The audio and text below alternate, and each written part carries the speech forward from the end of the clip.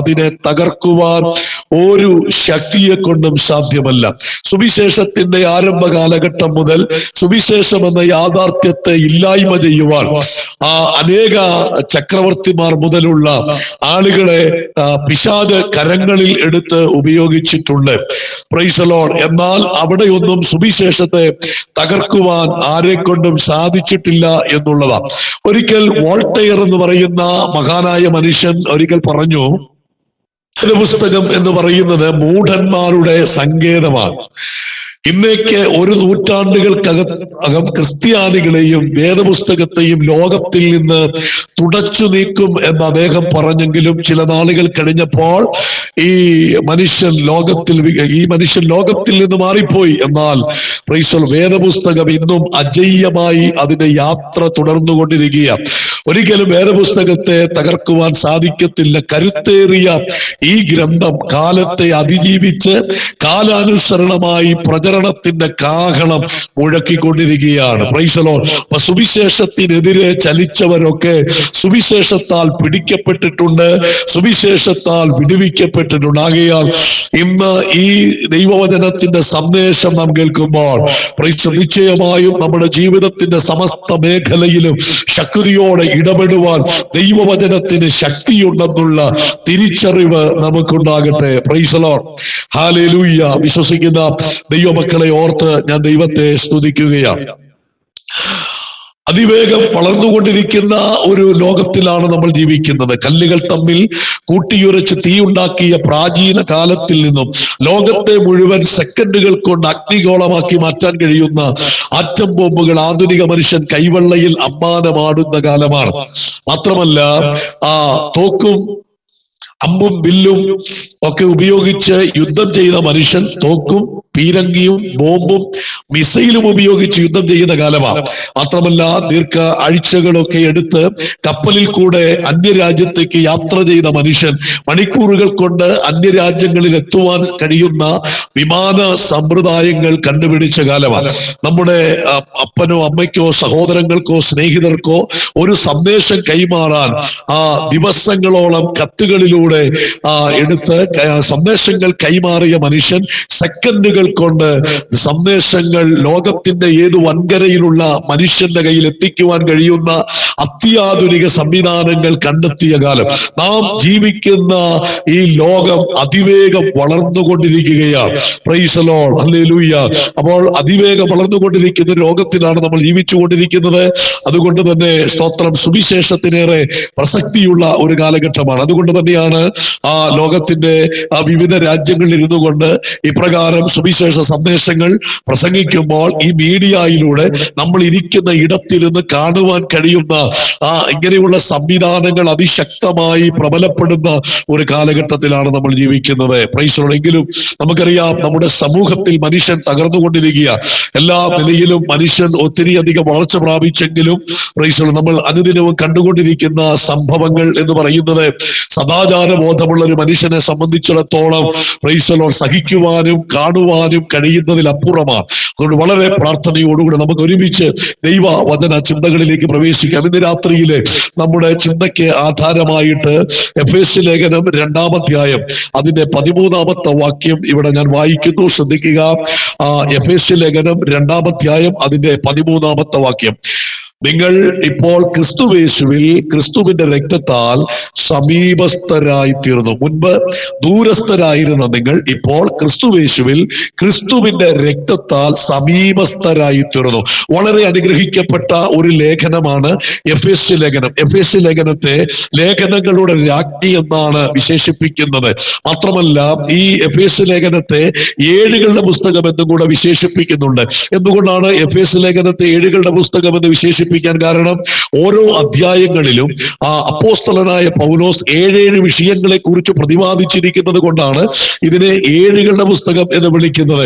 1-ാം അധ്യായത്തിൽ നമുക്ക് കാണാൻ കഴിയുന്നത് സ്വർഗത്തിലെ 7 ആത്മീക അനുഗ്രഹങ്ങൾ. 2-ാം അധ്യായത്തിൽ ഒരു മനുഷ്യൻ യേശുക്രിസ്തുവിനെ അനുഗമിക്കുന്നതിന് മുൻപ് ജാതിയായിരുന്ന കാലത്തുണ്ടായ 7 ശാപങ്ങളെ കുറിച്ചാണ്. 3-ാമത്തെ അധ്യായത്തിലേക്ക് നമ്മൾ വരുമ്പോൾ ദൈവസഭയുടെ 7 തൂൺ. 4-ാം അധ്യായത്തിലേക്ക് നമ്മൾ കടന്നു വരുമ്പോൾ അവിടെയും 7 വിഷയത്തെ കുറിച്ച് നമുക്ക് കാണാൻ കഴിയുന്നുണ്ട്. 5-ാം അധ്യായത്തിലേക്ക് നമ്മൾ കടന്നു വരുമ്പോൾ അവിടെയും ആത്മനിറവിന്റെ 7 അനുഭവത്തെ കുറിച്ച് കാണാൻ കഴിയുന്നുണ്ട്. 6-ാം അധ്യായത്തിലേക്ക് നമ്മൾ വരുമ്പോൾ 7 വിധ സർവായുധ വർഗങ്ങൾ. അങ്ങനെ ഓരോ അധ്യായങ്ങളിലും 7 വിഷയങ്ങളെ കുറിച്ച് പറഞ്ഞിരിക്കുന്നത് കൊണ്ട് വേദപണ്ഡിതന്മാർ എഫേസ്യ ലേഖനത്തെ 7കളുടെ പുസ്തകം എന്നും കൂടെ വിളിക്കുന്നുണ്ട്. മാത്രമല്ല എഫേസ്യ ലേഖനത്തെ കുറിച്ച് നമ്മൾ പഠിക്കുമ്പോൾ എഫേസ്യ ലേഖനം ഒരു കാരാഗ്രഹ ലേഖനമാണ്. എന്തുകൊണ്ടാണ് എഫേസ്യ ലേഖനത്തെ കാരാഗ്രഹ ലേഖനം എന്ന് വിളിക്കാൻ കാരണം? എഫേസ്യ ലേഖന അപ്പോസ്തലനായ പൗലോസ് തന്റെ ആത്മിക ശുശ്രൂഷകളുടെ തിരക്കേറിയ സമയത്ത് സുവിശേഷം നിമിത്തം തടവിലാക്കപ്പെട്ടപ്പോൾ അങ്ങനെ തടവിൽ കിടന്ന് എഴുതിയ ലേഖനങ്ങളെയാണ് കാരാഗ്രഹ ലേഖനങ്ങൾ എന്ന് വിളിക്കുന്നത്. അപ്പോൾ കാരാഗ്രഹ ലേഖനങ്ങൾ എന്ന് പറയുമ്പോൾ എഫേസ്യർ, ഫിലിപ്പിയർ, കൊലോസ്യർ, ഫിലേമോൻ, ഈ 4 പൗലോസിന്റെ ലേഖനങ്ങളും കാരാഗ്രഹ ലേഖനങ്ങളാണ്. എന്നാൽ മറ്റ് സ്വതന്ത്രമായ ഒരു പശ്ചാത്തലത്തിൽ ഇരുന്ന് പൗലോസ് എഴുതിയിട്ടുള്ള മറ്റേതൊരു ലേഖനങ്ങളെക്കാൾ ഈടുറ്റ ലേഖനങ്ങളാണ് ഈ കാരാഗ്രഹത്തിന്റെ അന്ധകാരം നിറഞ്ഞ, കാരാഗ്രഹത്തിന്റെ അസ്വാതന്ത്ര്യം നിറഞ്ഞ അനുഭവത്തിൽ കിടന്നുകൊണ്ട് എഴുതിയ ലേഖനങ്ങൾ മറ്റിതര ലേഖനങ്ങളെക്കാൾ ഈടുറ്റ ലേഖനങ്ങളാണ് എന്ന് നമുക്ക് മനസ്സിലാക്കാൻ കഴിയുന്നുണ്ട്. അപ്പോൾ എല്ലാ നിലയിലും എഫേസ്യ ലേഖനം പൗലോസിന്റെ ലേഖനങ്ങളിൽ വെച്ച് ഏറ്റവും ശക്തമായ ലേഖനങ്ങളാണ്. വേദപുസ്തകം നമ്മൾ പഠിച്ചു വരുമ്പോൾ വേദപുസ്തകം പുതിയ നിയമത്തിൽ 21 പുസ്തകങ്ങൾ, ലേഖനങ്ങൾ എന്ന പേരിലാണ് അറിയപ്പെടുന്നത്. ആ 21 ലേഖനങ്ങളിൽ എബ്രായ ലേഖനം ഉൾപ്പെടെ 14 ലേഖനങ്ങൾ പൗലോസിനാൽ എഴുതപ്പെട്ട ലേഖനമാണ്. എന്തുകൊണ്ടാണ് എബ്രായ ലേഖനം ഉൾപ്പെടെ എന്ന് പറയാൻ കാരണം? എബ്രായ ലേഖനത്തിന്റെ തലക്കെട്ടിൽ അത് ആ എഴുത്തുകാരൻ ആരാണെന്ന് നമുക്ക് കാണാൻ കഴിയുന്നില്ല. എന്നാൽ പൗലോസിന്റെ മറ്റെല്ലാ ലേഖനങ്ങളിലും അതിന്റെ പൗലോസിന്റെ ലേഖനങ്ങളുടെ തലക്കെട്ടിൽ അപ്പോസ്തലനായ പൗലോസ് എഴുതിയ ലേഖനങ്ങൾ, അപ്പോസ്തലനായ പൗലോസ് റോമർക്ക് എഴുതിയ ലേഖനം, അപ്പോസ്തലനായ പൗലോസ് ഗലാത്യർക്ക് എഴുതിയ ലേഖനം, അപ്പോസ്തലനായ പൗലോസ് എഴുതിയ 1-ാം ലേഖനം, 2-ാം ലേഖനം തുടങ്ങി തന്റെ എല്ലാ ലേഖനങ്ങളുടെ തലക്കെട്ടിൽ തന്റെ പേര് കൊടുത്തിട്ടുണ്ട്. എന്നാൽ എബ്രായ ലേഖനം പഠിക്കുമ്പോൾ അതിന്റെ തലക്കെട്ടിൽ എബ്രായർക്ക് എഴുതിയ ലേഖനം എന്ന് മാത്രമേ ഉള്ളൂ. അതുകൊണ്ട് തന്നെ വേദ ചിന്തകന്മാർക്കിടയിൽ വിവിധ അഭിപ്രായങ്ങൾ ഉണ്ടെങ്കിലും ആ പുസ്തകത്തിന്റെ മൊത്തത്തിൽ കണക്കെടുത്ത് അതിന്റെ സാഹിത്യങ്ങൾ, അതിലുപയോഗിച്ചിരുന്ന സാഹിത്യങ്ങൾ, അതിന്റെ ഭാഷാ ശൈലി, അതിനകത്തെ വിഷയ അവതരണങ്ങൾ തുടങ്ങിയുള്ള കാര്യങ്ങളെ സംബന്ധിച്ച് നമ്മൾ മനസ്സിലാക്കുമ്പോൾ അവിടെ നമുക്ക് മനസ്സിലാക്കാൻ കഴിയുന്നു, ഇത് വേദപണ്ഡിതന്മാർ പറയുന്നു, ഇത് പൗലോസിനാൽ എഴുതപ്പെട്ട ഒരു ലേഖനമാണ്. അങ്ങനെയാണെങ്കിൽ അതിശക്തമായ ആത്മീക ചിന്തകളുടെ വേലിയേറ്റം നിറഞ്ഞ ഒരു പുസ്തകമാണ് എഫേസ്യ ലേഖനം എന്ന് പറയുന്നത്. മാത്രമല്ല അപ്പോസ്തലനായ പൗലോസിനെ സംബന്ധിച്ച് അദ്ദേഹം ഒരു ജാതികളുടെ അപ്പോസ്തലനായിരുന്നു, അല്ലെങ്കിൽ ജാതികളോട് സുവിശേഷം പറയുവാൻ അഭിഷേകം ചെയ്ത് ദൈവം വേർതിരിച്ച ഒരു വ്യക്തിയായിരുന്നു അപ്പോസ്തലനായ പൗലോസ് എന്ന് പറയുന്നത്. എന്നാൽ പത്രോസിനെ സംബന്ധിച്ചിടത്തോളം പത്രോസ് യഹൂദന്മാരുടെ ഇടയിൽ ശുശ്രൂഷിപ്പാൻ വേണ്ടി ദൈവം വേർതിരിച്ചതാണ്. അപ്പോൾ ഓരോരുത്തരെയും ദൈവം വേലയ്ക്ക് വിളിക്കുമ്പോൾ ഓരോരുത്തരെയും കുറിച്ച് ദൈവത്തിന് പദ്ധതിയുണ്ട്. ഒരു മനുഷ്യൻ ആരുടെ ഇടയിൽ എങ്ങനെ ശുശ്രൂഷിക്കണമെന്നുള്ളത് നമ്മുടെ ചിന്തയിൽ നിന്ന് ഉണ്ടായി വരുന്നതല്ല, മറിച്ച് നമ്മെ വേർതിരിച്ച് വിളിക്കുന്ന കാലം മുതൽ നമ്മെക്കുറിച്ച് ദൈവത്തിനൊരു പദ്ധതിയുണ്ട്. നാം എങ്ങനെ എവിടെ ഉപയോഗിക്കപ്പെടണമെന്നുള്ള ദൈവ പദ്ധതി നമ്മെക്കുറിച്ചുണ്ട് എന്നുള്ളൊരു തിരിച്ചറിവ് ദൈവമക്കളായി നമുക്കുണ്ടാകണം.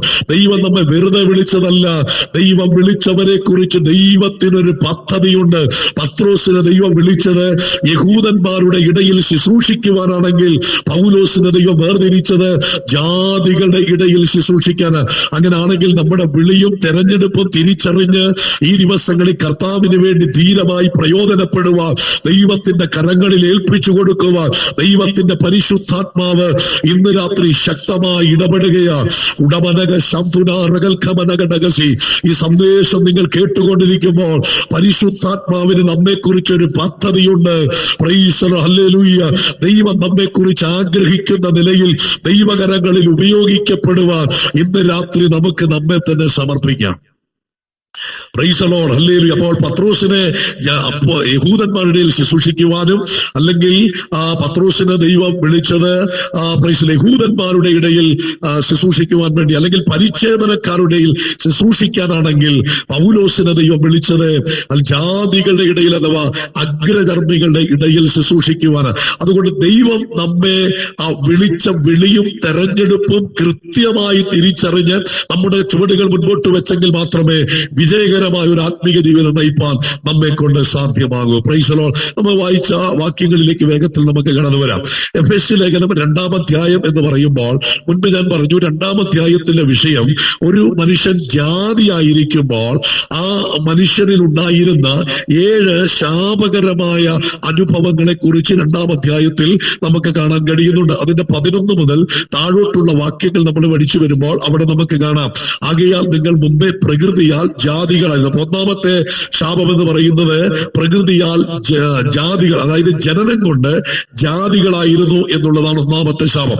2-ാമത്തെ ശാപം എന്ന് പറയുന്നത് ജഡത്തിൻ കയ്യാലുള്ള പരിച്ഛേദനക്കാർ എന്ന് പേരുള്ളവരാൽ അഗ്രചർമ്മികൾ എന്ന് വിളിക്കപ്പെട്ടിരുന്നു. അപ്പോൾ ജാതികൾക്കുണ്ടായിരുന്ന 2-ാമത്തെ ശാപം എന്ന് പറയുന്നത് പരിച്ഛേദനക്കാർ ജാതികളെ അഗ്രചർമ്മികൾ എന്ന് വിളിച്ചിരുന്നു. 3-ാമത്തെ ശാപം 12-ാം വാക്യത്തിലുണ്ട്, ക്രിസ്തുവിനെ കൂടാതെയുള്ളവർ. 4-ാമത്തെ കാര്യം പറയുന്നു, ഇസ്രയേൽ പൗരത്വത്തോട് സംബന്ധമില്ലാതിരുന്നവർ. 5-ാമത്തെ കാര്യം പറയുന്നു, വാഗ്ദത്തത്തിന്റെ നിയമങ്ങൾക്ക് അന്യരായിരുന്നു. 6-ാമത്തെ വിഷയം പറയുന്നു, പ്രത്യാശയില്ലാത്തവരായിരുന്നു. 7-ാമത്തെ ശാപം പറയുന്നു, ലോകത്തിൽ ദൈവം ഇല്ലാത്തവരായിരുന്നു. അപ്പം ഇങ്ങനെ 7 വിധത്തിലുള്ള ശാപങ്ങളിലൂടെയാണ് രക്ഷിക്കപ്പെടുന്നതിന് മുൻപ് ഒരു ജാതിയായ മനുഷ്യൻ കടന്നു പോകുന്നത്. അതായത് ഞാനും നിങ്ങളുമൊക്കെ രക്ഷിക്കപ്പെടുന്നതിന് മുൻപ് പൗലോസ് 2-ാം അധ്യായത്തിൽ പറയുന്ന 7 ശാപങ്ങൾ കടിമപ്പെട്ടിരുന്നു. എന്നാൽ കർത്താവായ യേശുക്രിസ്തുവിന്റെ രക്തത്താലുള്ള ശുദ്ധീകരണത്തിലൂടെയാണ്, വീണ്ടെടുപ്പിലൂടെയാണ് ജാതികൾ എന്നുള്ള ശാപത്തിൽ നിന്ന് ദൈവം നമ്മെ മാറ്റി ഇന്ന് ദൈവം നമ്മെ കുറിച്ച് പറയുന്നത് നാം ദൈവത്തിന്റെ മക്കളാണ്. എത്ര പേർക്ക് വിശ്വാസമുണ്ട്? യേശുവിന്റെ രക്തത്താൽ വിടുവിക്കപ്പെട്ടവർക്ക് ദൈവം കൊടുത്തിരിക്കുന്ന പേര് ദൈവത്തിന്റെ മക്കൾ എന്നുള്ള ഉന്നതമായ ഒരു പദവിയാണ് ദൈവം നമുക്ക് നൽകിയിരിക്കുന്നത്. ആ പദവി പ്രാപിച്ച ദൈവമക്കളെ ഓർത്ത് ഞാൻ ദൈവത്തെ സ്തുതിക്കുകയാണ്. ഇന്ന് ഈ സന്ദേശം കേട്ടുകൊണ്ടിരിക്കുമ്പോൾ ദൈവമക്കൾ എന്നുള്ള പദവിയിലേക്ക് വരാത്തവർ ആരെങ്കിലും ഈ സന്ദേശം കേൾക്കുന്നുവെങ്കിൽ അവന്റെ പുത്രനായ യേശുവിന്റെ രക്തം സകല പാപവും ഒക്കെ ശുദ്ധീകരിക്കുന്നു. യേശുവിന്റെ രക്തത്താൽ ശുദ്ധീകരിക്കപ്പെടുമ്പോൾ നാം ദൈവത്തിന്റെ മക്കളായിട്ട് മാറുകയാണ്. Price the Lord. അപ്പോൾ ഹല്ലേലൂയ, ഇവിടെ പറയുന്നു 7 ശാപങ്ങളിൽ നിന്ന് ദൈവം നമ്മെ വിടുവിച്ചിരിക്കുകയാണ്. അതുകൊണ്ട് ഇനി നമ്മൾ ശാപം ഉള്ളവരല്ല, നമ്മൾ അനുഗ്രഹിക്കപ്പെട്ടവരാ. അപ്പൊ രക്ഷിക്കപ്പെടുന്നതിന് മുൻപ് ഓരോ ജാതികളായിരുന്ന നാം ഓരോരുത്തരും ശാപത്തിന്റെ കീഴിലായിരുന്നു. 7 തരത്തിലുള്ള ശാപമാണ് നമ്മുടെ മേൽ ഉണ്ടായിരുന്നെന്ന് പൗലോസ് ഇവിടെ വ്യക്തമായി പറയുന്നു. എന്നാൽ യേശുക്രിസ്തുവിനെ രക്ഷകനും കർത്താവുമായി സ്വീകരിച്ച് നമ്മുടെ പാപങ്ങൾ ഏറ്റുപറഞ്ഞ് ഉപേക്ഷിച്ചു കഴിഞ്ഞപ്പോൾ ദൈവം നമ്മെ നീതിമാന്മാരെന്നുള്ള ഉന്നതമായ ഒരു പദവിയിലേക്കാക്കിയിരിക്കുന്നു. അതുകൊണ്ടാണ് റോമാലേഖനത്തിൽ പറയുന്നത്, നീതീകരിക്കുന്നവൻ യഹോവ, അല്ലെങ്കിൽ നീതീകരിക്കുന്നവൻ ദൈവം, കുറ്റം വിധിക്കുന്നവനാ. ദൈവം നീതീകരിച്ചവനെ ആർ കുറ്റം വിധിക്കുമെന്നുള്ളത്. അങ്ങനെയാണെങ്കിൽ നമ്മളാരും നീതിമാന്മാരായതുകൊണ്ടല്ല, മറിച്ച് നമ്മൾ പാപികളായിരിക്കുമ്പോൾ തന്നെ യേശു നമുക്ക് വേണ്ടി മരിച്ചു. ആ യേശുവിന്റെ മരണത്തിലും അടക്കത്തിലും പുനരുത്ഥാനത്തിലും വിശ്വസിച്ചതിലൂടെ ദൈവത്തിന്റെ മക്കളെന്ന അലങ്കൃതമായ ഒരു പദവിയിലേക്ക് എന്നെയും നിങ്ങളെയും ദൈവം വേർതിരിച്ചു എന്ന് വിശ്വാസമുള്ളവർ ആ കരമൊന്ന് ഉയർത്തി അല്പസമയങ്ങൾ ദൈവത്തിന് മഹത്വം കൊടുക്കുക.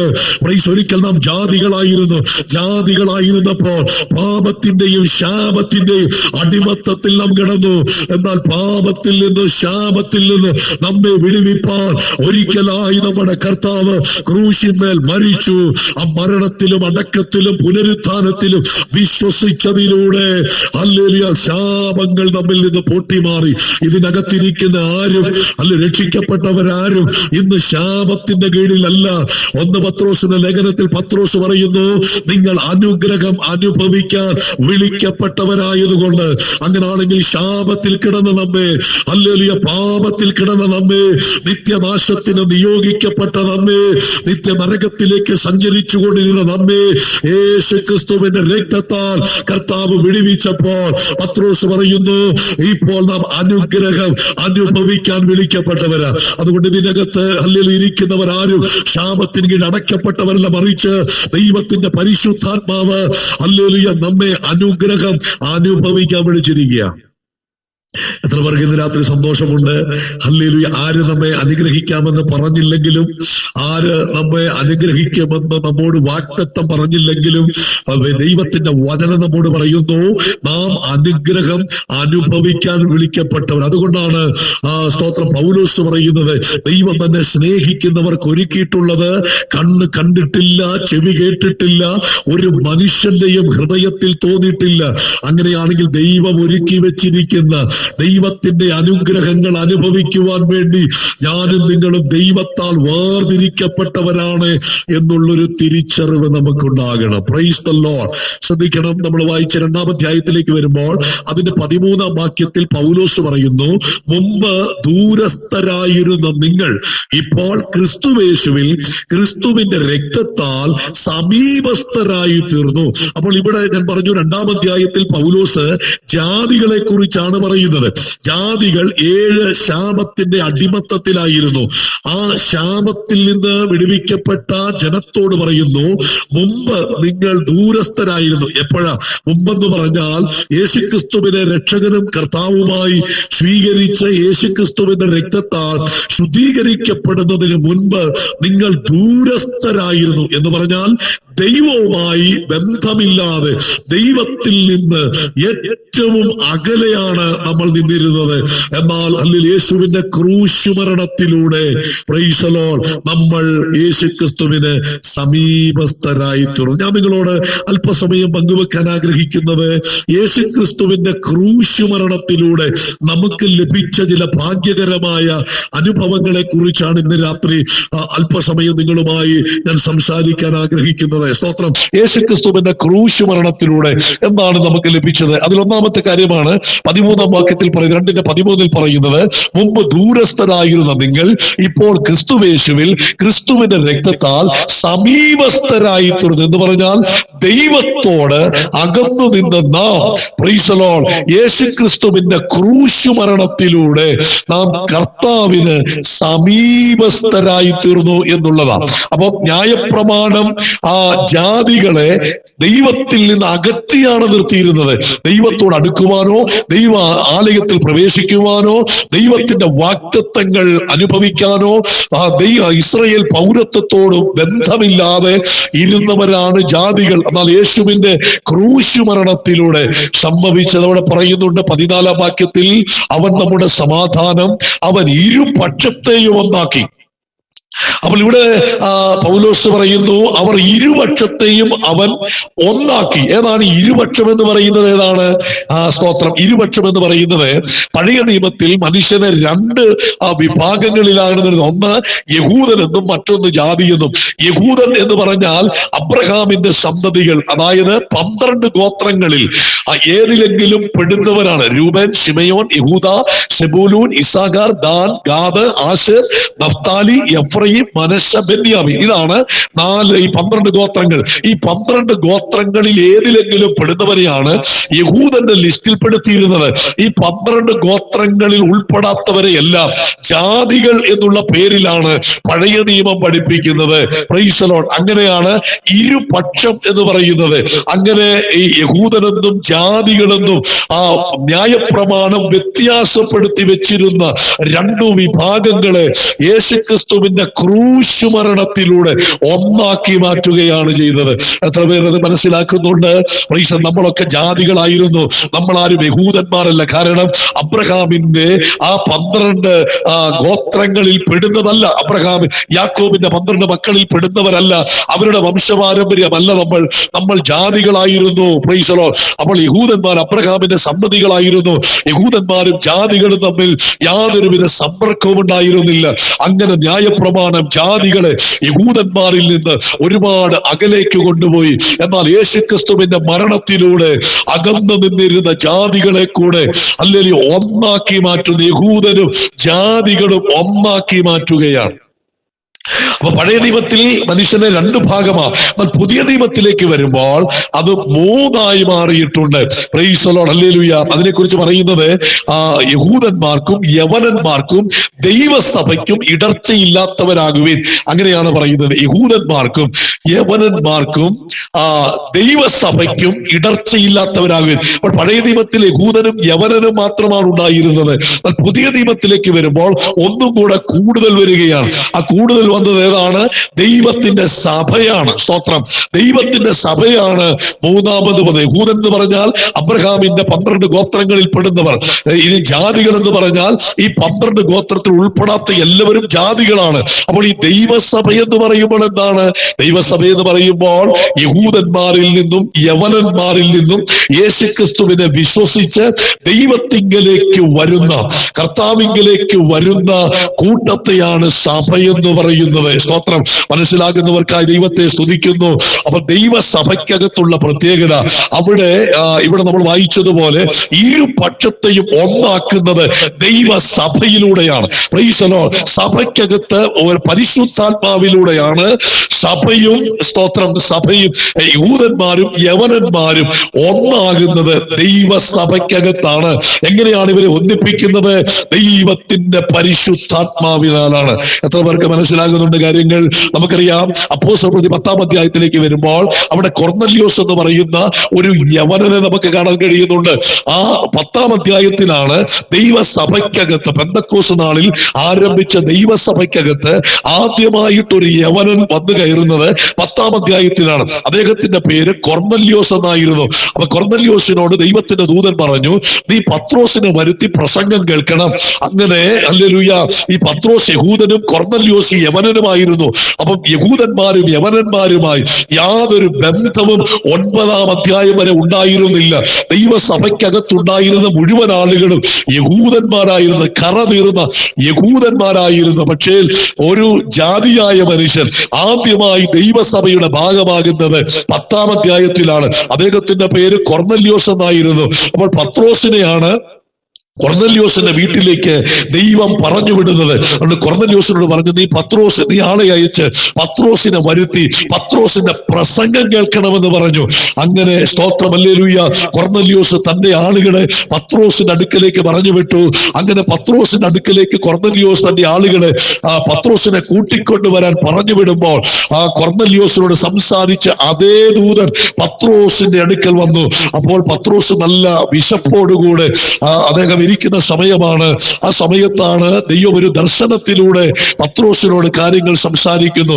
ഒരു തുപ്പട്ടി സ്വർഗത്തിൽ നിന്ന് സ്തോത്രം പത്രോസ് ഇരിക്കുന്ന ഇടത്തേക്ക് ഇറങ്ങി വന്നു. എന്നിട്ട് ആ തുപ്പട്ടിക്കകത്ത് ലോകത്തിലുള്ള സകല ഇടജാതികളും പറവജാതികളും മൃഗങ്ങളും അങ്ങനെ എല്ലാം അതിനകത്തുണ്ടായിരുന്നു. എന്നിട്ട് ദൈവം പത്രോസിനോട്, പത്രോസേ, നീ ഇത് മുഴുവൻ അറുത്തു ഭക്ഷിക്ക എന്ന് പത്രോസിനോട് പറഞ്ഞപ്പോൾ പത്രോസിന്റെ മറുപടി, ദൈവമേ, അശുദ്ധമോ മലിനമോ ആയതൊന്നും ഞാൻ ഇതുവരെ ഭക്ഷിച്ചിട്ടില്ല. ഇതിനകത്തുള്ളത് മുഴുവൻ അശുദ്ധം എന്ന് പറഞ്ഞാൽ ദൈവം കൊടുക്കുന്നത് ഒരിക്കലും അശുദ്ധമാകത്തില്ല. പക്ഷെ യഹൂദനെ സംബന്ധിച്ചിടത്തോളം എന്ത് ഭക്ഷിക്കണം, എന്ത് കുടിക്കണമെന്ന് അവർക്ക് സ്വന്തമായൊരു തീരുമാനമില്ല. മറിച്ച് ദൈവം അവരോട് പറഞ്ഞ് കൽപ്പിച്ചിട്ടുള്ള പ്രമാണങ്ങളുണ്ട്. എന്തെല്ലാം ഭക്ഷിക്കണം, എന്തെല്ലാം ഭക്ഷിക്കാൻ പാടില്ല എന്നുള്ള ദൈവത്തിന്റെ കൽപ്പനയുണ്ട്.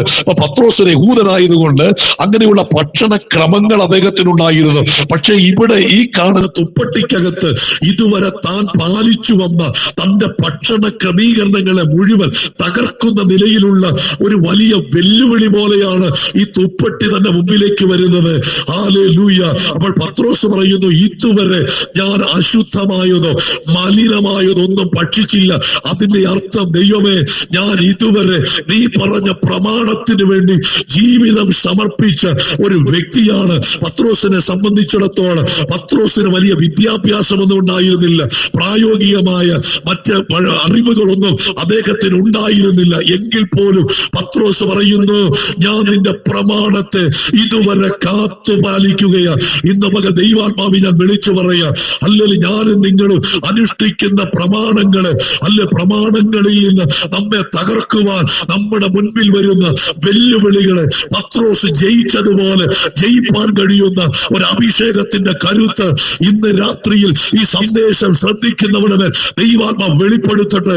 നീ ആചരിക്കുന്ന പ്രമാണത്തിൽ നിന്ന് നിന്നെ തെറ്റിച്ചു കളയുവാൻ, നീ പാലിക്കുന്ന ദൈവിക ഉപദേശത്തിൽ നിന്ന് നിന്നെ തെറ്റിച്ചു കളയുവാൻ, നിന്റെ മുൻപിൽ വരുന്ന വെല്ലുവിളികളെ തിരിച്ചറിഞ്ഞ് അതിനെ ജയിപ്പാൻ കഴിയുന്ന ഒരു ദൈവകൃപ ഇന്ന് രാത്രി ചിലരുടെ മേൽ പരിശുദ്ധാത്മാവ് കൈമാറുന്നു. ആ കരമൊന്ന് അടിച്ച് ദൈവത്തിന്റെ മഹത്വം കരേറ്റ് നിന്റെ മേൽ ദൃഷ്ടി വെച്ചുകൊണ്ട്, നിന്റെ കുടുംബത്തിന്മേൽ ദൃഷ്ടി വെച്ചുകൊണ്ട്, നിന്റെ തലമുറയുടെ മേൽ ദൃഷ്ടി വെച്ചുകൊണ്ട്, നിന്റെ ശുശ്രൂഷയുടെ മേൽ ദൃഷ്ടി വെച്ചുകൊണ്ട് കയറി വന്ന് ദൈവത്തിന്റെ പ്രമാണങ്ങൾക്കകത്തു നിന്ന് നിന്നെ തകർക്കത്തക്ക നിലയിൽ വെല്ലുവിളിച്ചുകൊണ്ട് കയറി വരുന്ന ഏത് വെല്ലുവിളികളെയും ജയിപ്പാനുള്ള ഒരു അഭിഷേകത്തിന്റെ കരുത്ത് പ്രൈസ് ദി ലോർഡ് ദൈവാത്മാവ് ചിലരുടെ മേൽ കൈമാറാൻ പോകുകയാണ്. ഇവിടെ ദൈവം തന്നെ നേരിട്ട് ഇടപെടുകയാണ്. ഒന്നാമത് തുപ്പട്ടി ഇറങ്ങി. പത്രോസ് പറഞ്ഞു, ഞാൻ ഇതുവരെ അശുദ്ധമോ മലിനമായത് കഴിച്ചിട്ടില്ല. ദൈവം അത് തിരികെ എടുത്തു. വീണ്ടും അത് ഒരിക്കൽ കൂടെ പത്രോസിന്റെ മുമ്പിൽ വന്നു. പത്രോസെ അറുത്തു ഭക്ഷിക്കായി എന്ന് പറഞ്ഞു. പത്രോസ് പറഞ്ഞു, സ്തോത്രം, ഞാൻ ഇതുവരെ അശുദ്ധമോ മലിനമായത് കഴിച്ചിട്ടില്ല. ദൈവം പറഞ്ഞു, പത്രോസെ, ദൈവം ശുദ്ധീകരിച്ചതിനെ നീ മലിനമെന്ന് വിചാരിക്കരുത്. രണ്ടാം പ്രാവശ്യവും പത്രോസ് എതിർത്തപ്പോൾ അത് മുകളിലേക്ക് പോയി. മൂന്നാമത്തെ പ്രാവശ്യം ഒരിക്കൽ കൂടെ ദൈവം ആ തുപ്പട്ടി പത്രോസിന്റെ മുമ്പിൽ കൊണ്ടുവന്നു. പത്രോസ് വീണ്ടും ആവർത്തിച്ചു, കർത്താവേ, മലിനമോ അശുദ്ധമാകുന്നത് ഞാൻ ഭക്ഷിച്ചിട്ടില്ല. ദൈവം പറഞ്ഞു, ദൈവം ശുദ്ധീകരിച്ചതിനെ നീ മലിനമെന്ന് വിചാരിക്കരുത് എന്ന് പറഞ്ഞാൽ ദൈവം ഇവിടെ ചെയ്ത കാര്യം, ഈ തുപ്പട്ടിക്കകത്ത് ഇറങ്ങി വന്ന യഹൂദന് നിഷിദ്ധമായ ഈ ഭക്ഷണ സാധനങ്ങൾ, അല്ലെങ്കിൽ മൃഗങ്ങളോ പക്ഷികളോ ഇടജാതികളോ എന്തുമാകട്ടെ, ഇതൊക്കെ ജാതികളുടെ നിഴലായിരുന്നു. ഈ തുപ്പട്ടിക്കകത്ത് ദൈവം ഇറക്കിയത് ഇത് ജാതികൾക്ക് നിഴലായിരുന്നു. അങ്ങനെയാണെങ്കിൽ ദൈവം പത്രോസിന് ഒരു യാഥാർത്ഥ്യം മനസ്സിലാക്കി കൊടുക്കുക, ജാതികളെ ദൈവം ശുദ്ധീകരിച്ചിരിക്കുക. അവൻ ദൈവം ശുദ്ധീകരിച്ചു കഴിഞ്ഞാൽ പിന്നെ യഹൂദനെന്നോ യവനെന്നോ വ്യത്യാസമില്ല. അതുകൊണ്ട് നിന്റെ അടുക്കൽ ചിലർ വരും, അവരുടെ കൂടെ നീ കൊർന്നല്യോസിന്റെ വീട്ടിൽ ചെന്ന് അവരോട് സുവിശേഷം പ്രസംഗിക്കണം എന്ന് ദൈവം ഹല്ലേലൂയ കൽപ്പിക്കുകയാണ്. അങ്ങനെയാണെങ്കിൽ ഇന്ന് രാത്രി ഒരു സന്ദേശം ഞാൻ പറയാം. ഹല്ലേലൂയ, നിന്നോട് ആരൊക്കെ പ്രസംഗിക്കണമെന്ന് നമ്മളല്ല തീരുമാനിക്കുന്നത്. നീ ആരുടെ വചനം കേൾക്കണമെന്ന് ഞാനും നിങ്ങളും അല്ല തീരുമാനിക്കുന്നത്. നമ്മൾ ആരുടെ പ്രസംഗം കേൾക്കണമെന്ന് തീരുമാനിക്കുന്നവർ നമ്മുടെ ഉടമസ്ഥനായ സർവശക്തനായ ദൈവമാണെങ്കിൽ എന്തുകൊണ്ട് പത്രോസിന്റെ പ്രസംഗം കേൾക്കാൻ പറഞ്ഞത്? അന്നും പല പ്രാസംഗികരുണ്ടായിരുന്നു, ഉപദേശത്തെ തെറ്റിച്ചു പഠിപ്പിക്കുന്നവർ അക്കാലഘട്ടത്തിൽ സഭയിലുണ്ടായിരുന്നു. സത്യ ഉപദേശത്തെ പത്യ ഉപദേശത്തെ തെറ്റിച്ച് സഭയ്ക്കകത്ത് ദുരുപദേശം വിതയ്ക്കുന്നവർ അന്നത്തെ കാലഘട്ടത്തിൽ ഉണ്ടായിരുന്നു. പക്ഷേ അതുകൊണ്ട് ദൈവം പറഞ്ഞു, അല്ലെങ്കിൽ ശരിയായ വചനം കേൾക്കുവാൻ, ശരിയായ ഉപദേശം കേൾക്കുവാൻ പത്രോസിന്റെ പ്രസംഗം നീ കേൾക്കണം. അങ്ങനെയാണെങ്കിൽ നമ്മുടെ ഇടയിൽ ഹല്ലേലൂയ കൂടുപോലെ ദുരുപദേശങ്ങൾ പൊങ്ങി വരുമ്പോൾ, ദുരുപദേഷ്ടക്കന്മാർ പെരുകുമ്പോൾ, സത്യ ഉപദേശത്തിൽ നിന്ന് നമ്മെ പിന്തിരിക്കുവാൻ, തകർക്കുവാൻ ദുരുപദേഷ്ടാക്കന്മാരെ പിശാചി ശക്തിയോടെ എഴുന്നേൽപ്പിക്കുമ്പോൾ, ഇതിനകത്തിരിക്കുന്ന ദൈവമക്കളോട്, ദൈവദാസന്മാരോട് പരിശുദ്ധാത്മ നിറവിൽ ഇന്ന് രാത്രി ഞാൻ സന്ദേശം കൈമാറുന്നു. നീ ആരുടെയെങ്കിലും പ്രസംഗം കേട്ടാൽ അത് ദൈവത്തിന് പ്രസാദമില്ല. നീ ആരുടെ പ്രസംഗം കേൾക്കണമെന്നുള്ളത് ദൈവത്തിന്റെ പദ്ധതിയ. അങ്ങനെ ദൈവഹിത പ്രകാരം ദൈവവചനത്തിന്റെ ശബ്ദം കേൾക്കുന്ന നിന്നെ തകർക്കാൻ ഉലകത്തിൽ ഒരു ശക്തിയെ കൊണ്ട് സാധ്യമല്ല. നിന്റെ കുടുംബത്തെ മുടിക്കുവാൻ, നിന്റെ തലമുറയുടെ ഭാവി കെടുത്തുവാൻ, നിന്റെ ശുശ്രൂഷയുടെ വിശാലതയെ ഇല്ലാതാക്കുവാൻ ഒരു ശക്തിയെ കൊണ്ടും ദൈവം അനുവദിക്കത്തില്ല. ദൈവത്തിന്റെ ഹിതമനുസരിച്ച് ദൈവവചനത്തിന്റെ ശബ്ദം കേട്ട് ചുവടുകൾ മുൻപോട്ട് വെക്കുന്ന ദൈവമക്കളെ തകർക്കുവാൻ ഒരു ശക്തിയെ കൊണ്ട് ഒരു നാളും സാധ്യമല്ല. അപ്പോൾ കൊർന്നല്യോസ് ആരുടെ പ്രസംഗം കേൾക്കണമെന്നുള്ളത് ദൈവത്തിന്റെ തീരുമാനമാണ്. അതുകൊണ്ട് ദൈവം പറഞ്ഞു, പത്രോസിനോട് പറഞ്ഞു, നീ ചെന്ന് കൊർന്നല്യോസിനോട് പ്രസംഗിക്കണം. കൊർന്നല്യോസിനോട് പറഞ്ഞു, നീ പത്രോസിനെ വരുത്തി അവന്റെ പ്രസംഗം കേൾക്കണം. ദൈവം പറയുന്നവനെ വരുത്തുമ്പോഴാണ് കൊർന്നല്യോസിന്റെ കുടുംബത്തിന്റെ അകത്ത് വിടുതൽ നടക്കുന്നത്. ആരെങ്കിലും വന്നാൽ സ്തോത്രം, കൊർന്നല്യോസിന്റെ വീടിനകത്ത് വിടുതൽ നടക്കത്തില്ല. ദൈവം അയക്കുന്നവൻ വരണം. ദൈവം ഹല്ലേലൂയ സ്തോത്രം പറയുന്നവൻ വരണം. അങ്ങനെ വരുമ്പോഴാണ് കുടുംബത്തിന്റെ അകത്ത് വിടുതൽ നടക്കുന്നത്. ഇതിനകത്തിരിക്കുന്ന ദൈവമക്കൾ ആരോഗ്യമൊക്കെയോ ഇന്ന് രാത്രി പരിശുദ്ധാത്മാവ് പറയുന്നു, നിന്റെ വീടിനകത്ത് വരേണ്ടത് ദൈവം അയക്കുന്നവര്, ദൈവം കൽപ്പിച്ചവര്. ആരെങ്കിലുമൊക്കെ വന്നതുകൊണ്ട് നിന്റെ കുടുംബത്തിനകത്ത് ഒരു വിടുതൽ നടക്കത്തില്ല. നിന്റെ സഭയ്ക്കകത്ത് ഒരു വിടുതൽ നടക്കത്തില്ല. നിന്റെ ശുശ്രൂഷയ്ക്കകത്ത് ഒരു വിടുതൽ നടക്കത്തില്ല. ദൈവം അയക്കുന്നവൻ, ദൈവം പറയുന്നവൻ നിന്റെ കൂടാരത്തിനകത്ത് വരുമ്പോൾ കാലം ഇത്രയും കാണാത്ത ചില ദൈവിക വിടുതലുകൾ, ചില ദൈവ പ്രവർത്തികൾ ചിലരുടെ മേൽ വെളിപ്പെടുമെന്ന് പരിശുദ്ധാത്മാവ് രാത്രിയിൽ പറഞ്ഞാൽ ആമേൻ പറഞ്ഞ് ഏറ്റെടുക്കുന്ന എത്ര ദൈവമക്കൾ ഇതിനകത്തുണ്ട്. Price the Lord, hallelujah. ദൈവം അയക്കുന്നവൻ നിന്റെ കൂടാരത്തിനകത്ത് വന്നാൽ, ദൈവം പറയുന്നവനെ നീ നിന്റെ കൂടാരത്തിൽ വിളിച്ച് നീ ദൈവവചനം കേട്ടാൽ, സ്തോത്രം, വീടിനകത്ത് വിടുതൽ നടക്കും. വീടിനകത്ത് ദൈവപ്രവൃത്തി നടക്കും. Praise the Lord. ആരെങ്കിലും വന്നിട്ട് കാര്യമില്ല, ദൈവം അയക്കുന്നവൻ വരണം. Praise the Lord. ആഹാബും യഹോശാഫാത്തും കൂടെ യുദ്ധത്തിന് വേണ്ടി പോകുകയാണ്. യുദ്ധം ഇസ്രായേൽ രാജാവായ ആഹാബാണ് നേതൃത്വം കൊടുക്കേണ്ടത്. യഹൂദ രാജ്യത്തിന്റെ രാജാവായ യഹോശാഫാത്തിനെ കൂടെ ആഹാബ് കൂട്ടിന് വിളിച്ചു. അങ്ങനെ രണ്ടുപേരും കൂടെ യുദ്ധത്തിന് പോകുന്നു. അവർ മരുഭൂമിയിലൂടെ നടന്നു പോകുമ്പോൾ വെള്ളമില്ലാതെ, ഹല്ലേലൂയ, അത് അവരുടെ സൈന്യവും അതുപോലെ തന്നെ അവർ ഉപയോഗിക്കുന്ന മൃഗങ്ങൾക്കും വെള്ളമില്ലാതെ 3 ദിവസം നടക്കുകയാണ്. ഉടനെ യഹോശാഫാത്ത് ആഹാബിനോട് പറഞ്ഞു, ഇവിടെ ഹല്ലേലൂയ ദൈവത്തിന്റെ അരുളപ്പാട് ചോദിക്കാൻ ദൈവത്തിന്റെ പ്രവാചകന്മാർ ആരെങ്കിലും, യഹോവയുടെ പ്രവാചകന്മാർ ആരെങ്കിലും ഉണ്ടോ എന്ന് അദ്ദേഹത്തോട് ചോദിക്കുകയാണ്. ഇന്ന് രാത്രി എന്നെ ശ്രദ്ധിക്കുന്ന ദൈവമക്കളെ, യഹോശാഫാത്തിന്റെ ചോദ്യം വളരെ ശ്രദ്ധേയമാണ്. ഇസ്രായേലിലാണോ പ്രവാചകന്മാർ ഇല്ലാത്തത്? ഇസ്രായേൽ രാജാവായ ആഹാബ് ഒരിക്കൽ യുദ്ധത്തിന് പോകുമ്പോൾ 400 പ്രവാചകന്മാരെയാണ് ഇസ്രായേലിൽ നിന്ന് തന്റെ കൊട്ടാരത്തിൽ വരുത്തി. 400 പേരിൽ നിന്നാണ് അദ്ദേഹം ദൈവശബ്ദം കേൾക്കാൻ ശ്രമിച്ചത്. ശ്രദ്ധിക്കണം, ഹല്ലേലൂയ. എന്നാൽ 400 പേരുടെയും വായിൽ ഭോഷ്കിന്റെ ആത്മാവായിരുന്നു. സ്തോത്രം, ശ്രദ്ധിക്കണം, ഹല്ലേലൂയ. അപ്പം പ്രവാചകന്മാർക്ക് കുറവില്ലാത്ത നാടാണ് ഇസ്രായേൽ. ഹാലേലൂയ. ഏതെങ്കിലും ഒരു പ്രവാചകനെ കുറിച്ച് പറഞ്ഞാൽ പോരാ. യഹോശാഫാത്തിന്റെ ചോദ്യം, യഹോവയുടെ പ്രവാചകൻ. അപ്പോൾ ഇസ്രായേലിൽ അന്യദൈവങ്ങളുടെ പ്രവാചകന്മാർ വാഴുന്ന ഒരു കാലഘട്ടമാണ്. അല്ലെങ്കിൽ ഇസ്രായേലിന്റെ മണ്ണിലെ അന്യദൈവങ്ങളുടെ പ്രവാചകന്മാർ അടക്കി പിരിച്ച് നയിക്കുന്ന ഒരു കാലഘട്ടത്തിലാണ് അവിടേക്ക്, പ്രൈസ് ദി ലോർഡ്, ഹല്ലേലൂയ, ഈ യഹോശാഫാത്ത് പറയുന്നത്, യഹോവയുടെ പ്രവാചകന്മാർ ഇവിടെ ഉണ്ടോ? ഇന്ന് ഈ സന്ദേശം ഞാൻ വിളിച്ചു പറയുമ്പോൾ പരിശുദ്ധാത്മാവ് നമ്മുടെ ഹൃദയത്തെ വിവേചിച്ചുകൊണ്ട് പറയുന്നു, നിനക്കൊരു ദൈവശബ്ദം ആവശ്യമാണെങ്കിൽ, നിന്റെ തലമുറയ്ക്ക് ഒരു ദൈവശബ്ദം ആവശ്യമാണെങ്കിൽ നിനക്കൊരു ഉറപ്പുണ്ടാകണം. ഞാൻ കേൾക്കുന്ന, അല്ലെങ്കിൽ ഞാൻ എന്നോട് സംസാരിക്കുന്ന ആ ശബ്ദം അത് യഹോവയുടെ ശബ്ദമാണ്. അത് ദൈവത്തിന്റെ പ്രവാചകനാണ്. എവിടുന്നെങ്കിലും എങ്ങനെയെങ്കിലും ഒരു ശബ്ദം നമ്മുടെ കാതിൽ വരട്ടെ എന്ന് വിചാരിച്ചാൽ ആ ശബ്ദങ്ങൾ നമ്മുടെ ജീവിതത്തെ പൊളിക്കും, നിന്റെ കുടുംബത്തെ അത് തകർക്കും. എന്നാൽ കൃത്യമായി ദൈവത്തിന്റെ ശബ്ദം നിന്റെ കാതുകളിൽ വന്നാൽ, ദൈവത്തിന്റെ ശബ്ദം നിന്റെ കുടുംബത്തിൽ വന്നാൽ, ദൈവത്തിന്റെ ശബ്ദം നിന്റെ സഭയ്ക്കകത്ത് വന്നാൽ, അല്ലെങ്കിൽ ദൈവ ശബ്ദത്തിനകത്ത് വലിയ ദൈവ പ്രവർത്തികൾ സംഭവിക്കും. വിശ്വസിക്കുന്ന ദൈവമക്കളെ ഓർത്ത് ഞാൻ ദൈവത്തെ സ്തുതിക്കുക. ഇവിടെ നമ്മൾ ശ്രദ്ധിക്കണം, ഇവിടെ കാണുന്നത് പ്രൈസ് ദി ലോർഡ്, പത്രോസിനെ വരുത്തി പ്രസംഗം കേൾക്കാൻ പറഞ്ഞു. അങ്ങനെ പത്രോസ് കൊർന്നല്യോസിന്റെ വീട്ടിൽ വന്നു. അങ്ങനെ കൊർന്നല്യോസിന്റെ വീട്ടിൽ പത്രോസ് അവരുടെ നടുവിൽ എഴുന്നേറ്റ് പ്രസംഗിച്ചുകൊണ്ട് നിൽക്കുമ്പോൾ പ്രൈസ് പ്രസംഗം കേട്ട് എല്ലാവരുടെ മേലും പരിശുദ്ധാത്മാവ് വന്നു. എല്ലാവരും അന്യഭാഷകളിൽ സംസാരിച്ചു. ഇങ്ങനെ അന്യഭാഷ സംസാരിച്ചുകൊണ്ടിരിക്കുന്നത് ഈ ജാതികളാണ്. കൊർന്നല്യോസിന്റെ വീട്ടിലുള്ളവരെല്ലാം ജാതികളാണ്, കുടുംബക്കാരെല്ലാവരും ഉണ്ട്. പത്രോസ് അവരുടെ നടുവിൽ പ്രസംഗിച്ചുകൊണ്ട് നിൽക്കുമ്പോൾ അവരുടെ മേലൊക്കെ പരിശുദ്ധാത്മാവ് വന്നു. എല്ലാവരും അന്യഭാഷ പറയുന്നത്. അപ്പോൾ പത്രോസ് പറയുന്ന ഒരു പ്രയോഗമുണ്ട്, നമ്മെ പോലെ പരിശുദ്ധാത്മാവ് പ്രാപിച്ച ഇവരെ സ്നാനപ്പെടുത്താതെ വണ്ണം വെള്ളം വിലക്കുവാൻ ആർക്ക് കഴിയുമെന്ന ചോദ്യം. അത് ഹല്ലേലൂയ എന്ന് നിങ്ങൾ മനസ്സിലായെന്ന് ഞാൻ കരുതുകയാണ്. നമ്മെ പോലെ പരിശുദ്ധാത്മാവ് പ്രാപിച്ച ഇവരെ സ്നാനപ്പെടുത്താതെ വണ്ണം വെള്ളം വിലക്കാൻ ആർക്ക് കഴിയും? അപ്പോൾ ഈ 10-ാം അധ്യായം വരെ ജാതികൾ ജാതികൾക്ക് വെള്ളം സ്നാനം വിലക്കപ്പെട്ടിരുന്നു.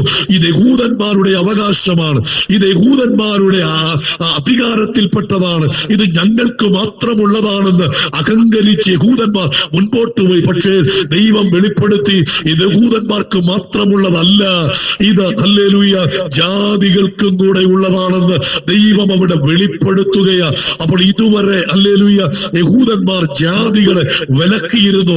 സ്നാനവും പരിശുദ്ധാത്മാവും ഒക്കെ ഞങ്ങൾക്കുള്ളതാ, ഇത് ഞങ്ങളുടെ സ്വന്തമാണ്, ഇത് ഞങ്ങളുടെ ദൈവം ഞങ്ങൾക്ക് തന്നതാ, ഞങ്ങളുടെ വെച്ച് ജാതികളെ വിലക്കി വെച്ചിരുന്നു. എന്നാൽ കൊർന്നല്യോസിന്റെ വീടിനകത്ത് ആ ജാതികളായി കൊർന്നല്യോസിന്റെ മേൽ പരിശുദ്ധാത്മാവ് ഇറങ്ങി വന്നപ്പോൾ ഒരു കാര്യം പത്രോസിന് ബോധ്യമായി, ഇത് നമുക്ക് മാത്രമുള്ളതല്ല, ഇത് ദൈവം സകല ജാതികൾക്കും പരിശുദ്ധാത്മാവിനെ കൊടുക്കുന്നെങ്കിൽ സ്നാനത്തെ വിലക്കാൻ ആർക്ക് കഴിയും? അങ്ങനെയാണെങ്കിൽ ഇന്ന് ഈ സന്ദേശം കേട്ടുകൊണ്ടിരിക്കുമ്പോൾ പരിശുദ്ധാത്മാവ് ചിലരോട് പറയുന്നു, ചില മേഖലകളിൽ ചില നാളുകളായി നിന്നെ വിലക്കി വെച്ചിരിക്കുന്ന നിന്റെ അനുഗ്രഹത്തെ, നിന്റെ നന്മകളെ, നിന്റെ ഉയർച്ചയെ, നിന്റെ വിശാലതയെ, നിന്റെ വിദേശ യാത്രയെ, നിന്റെ അഭിഷേകത്തെ, നിന്റെ ശുശ്രൂഷകളെ വിലക്കി വെച്ചിരിക്കുന്ന ചില മേഖലകൾക്കകത്തേക്ക് ഇന്ന് രാത്രി പരിശുദ്ധാത്മാവിന്റെ ശക്തി വ്യാപരിക്കുന്ന ദൈവാത്മാവ് പറഞ്ഞാൽ ഈ രാത്രി ആത്മശക്തിയോടെ ദൈവത്തെ ആരാധിക്കുന്ന ചില കൂടാരങ്ങൾക്കകത്ത് വരേണ്ട നന്മകളെ, വാഗ്ദത്തങ്ങളെ, വിടുതലിനെ, നിന്റെ തലമുറയുടെ ഭാവിയെ, ഉയർച്ചകളെ, നിന്റെ ആത്മീക ശുശ്രൂഷകളുടെ മുന്നേറ്റത്തെ, ചില വിദേശ യാത്രകളുടെ വഴിയെ വിലക്കി വെച്ചിരിക്കുന്ന ചില പൈശാചിക ശക്തികൾ ഈ വചനത്തിന്റെ മുമ്പിൽ ചിലരുടെ മേൽ നിന്ന് അഴിയുന്നു. ചില കൂടാരങ്ങൾക്കകത്തു നിന്ന് ഇതുവരെ ശത്രു വിലക്കി വെച്ച ചില വെല്ലുവിളികള് പരിശുദ്ധാത്മാവിന്റെ ശക്തി നിന്റെ ശരീരത്തിൽ വ്യാപരിക്കുമ്പോൾ, വീടിനകത്ത് വ്യാപരിക്കുമ്പോൾ, മണ്ണിനകത്ത് വ്യാപരിക്കുമ്പോൾ ചില വിലക്കുകൾ വീടിനകത്തു നിന്ന് പൊട്ടിമാറുന്നു. വിശ്വസിക്കുന്നവരെ കരമൊന്നടിച്ച് കർത്താവിന് മഹത്വം കൂടെ. ഹല്ലേലൂയ. ദൈവശക്തി വ്യാപരിക്കുന്നു. ചില വിലക്കുകളെ ആത്മാവ് പൊട്ടിക്കും. ഹല്ലേലൂയ. കൊർന്നല്യോസിന്റെ വീടിനകത്ത് യഹൂദന്മാർ വിലക്കി വെച്ച ചില വിലക്കുകൾ പൊട്ടുക. എന്താ വിലക്കിയത്? സ്നാനം വിലക്കി, അഭിഷേകം വിലക്കി. സ്തോത്രം. ഇതൊന്നും ഞങ്ങൾക്കുള്ളതാ, ഹല്ലേലൂയ യഹൂദന്മാർക്കുള്ളതാ, ജാതികൾക്ക് ഇതിനകത്ത് അവകാശമില്ലെന്നൊക്കെ യഹൂദന്മാർ അഹങ്കാരത്തോടെ പിടിച്ചു വെച്ചെങ്കിൽ ദൈവത്തിന്റെ പരിശുദ്ധാത്മാവ് പത്രോസിന്റെ കൊർന്നല്യോസിന്റെ വീടിനകത്ത് ഇറങ്ങിക്കഴിഞ്ഞപ്പോൾ ആ വിലക്കുകളെ ദൈവം പൊട്ടിക്കുന്നു.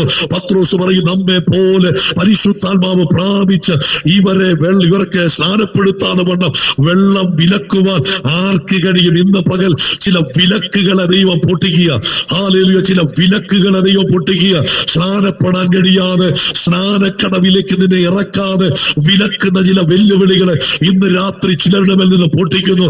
സഭയ്ക്കകത്ത് ചില സ്നാനങ്ങൾ നടക്കാതെ, ശുശ്രൂഷകളിൽ ചില സ്നാനങ്ങൾ നടക്കാതെ തടുത്തു വെക്കുന്ന ചില പൈശാചിക പദ്ധതികളെ ഇന്ന് ഹല്ലേലൂയ ദൈവത്തിന്റെ ആത്മാവ് പൊട്ടിക്കുന്ന ചില കുടുംബങ്ങൾക്കകത്ത് സ്നാനപ്പെടാതെയുള്ള ചിലരെ സ്നാനപ്പെടാതെ ഹല്ലേലൂയ പരിശുദ്ധാത്മാവ് പ്രാപിക്കാതെ വിലക്കി വെച്ചിരിക്കുന്ന ചില കുടുംബങ്ങൾക്കകത്തേക്ക് ഇന്ന് രാത്രി സർവശക്തനായ യേശുക്രിസ്തുവിന്റെ കരം ചലിക്കുന്നത് ആത്മാവിൽ തിരിച്ചറിയുന്നവർ ആ കരമൊന്നടിച്ച് കർത്താവിന് മഹത്വം കൊണ്ട് ഈ രാത്രി ചില വിലക്കുകൾ പരിശുദ്ധാത്മാവ് പൊട്ടിച്ചു മാറ്റുകയാണ്.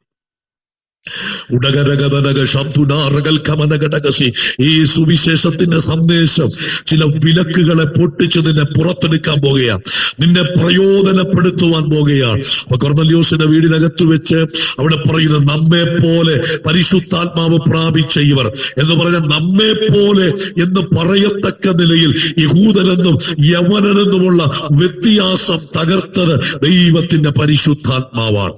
ഞാൻ പറഞ്ഞു വന്നത്, ദൈവസഭയ്ക്കകത്ത് ഇരുപക്ഷത്തെയും ഒന്നാക്കുകയാണ്. അപ്പോൾ യഹൂദന്മാരിൽ നിന്നും യവനന്മാരിൽ നിന്നും യേശുക്രിസ്തുവിൽ വിശ്വസിച്ച് രക്ഷിക്കപ്പെട്ട് സ്നാനപ്പെട്ട് വേർപാട് പാലിക്കുന്ന കൂട്ടത്തിനാണ് സഭയെന്ന് പറയുന്നത്. സഭയുടെ പ്രത്യേകത, സഭയ്ക്കകത്ത് യഹൂദനെന്നോ യവനനെന്നോ വ്യത്യാസമില്ല. സഭയ്ക്കകത്ത് ക്രിസ്തുവിൽ എല്ലാവരും ഒന്ന. ഈ ഒരു വെളിപ്പാട് അകത്ത് പ്രാപിച്ച് എത്ര ദൈവമക്കളുണ്ട്? Price the Lord. ക്രിസ്തു സഭയ്ക്കകത്ത് പിന്നെ ജാതിയില്ല, സഭയ്ക്കകത്ത് പിന്നെ വ്യത്യസ്തതകളില്ല. സഭയ്ക്കകത്ത് വരുമ്പോൾ ക്രിസ്തുവിൽ എല്ലാവരും ഒന്നാകുന്നു. എങ്ങനെയാണ് ക്രിസ്തുവിൽ ഒന്നാക്കുന്നത്? പരിശുദ്ധാത്മാവിലൂടെ. നമ്മുടെ എല്ലാം മേൽ വ്യാപരിക്കുന്നത് വ്യത്യസ്ത ആത്മാവല്ല, പരിശുദ്ധാത്മാവ് പ്രാപിച്ച എല്ലാവരുടെ മേൽ വ്യാപരിക്കുന്നത് ദൈവത്തിന്റെ ഏകാത്മാവ. വേദപുസ്തകം പറയുന്നത് ഏകാത്മാവ് എന്നാ പറഞ്ഞിരിക്കുന്നത്. അങ്ങനെയാണെങ്കിൽ പരിശുദ്ധാത്മാവ് എന്ന ആത്മാവ് അകത്ത് വ്യാപരിക്കുന്നവർ സഭയ്ക്കകത്ത് തുല്യരാണ്. അപ്പോൾ യഹൂദന്മാരുടെ ഇടയിൽ വിഭാഗ്യതയുണ്ടായിരുന്നു, യഹൂദനെന്നും യവനെന്നുമുള്ള വ്യത്യാസമുണ്ടായിരുന്നു.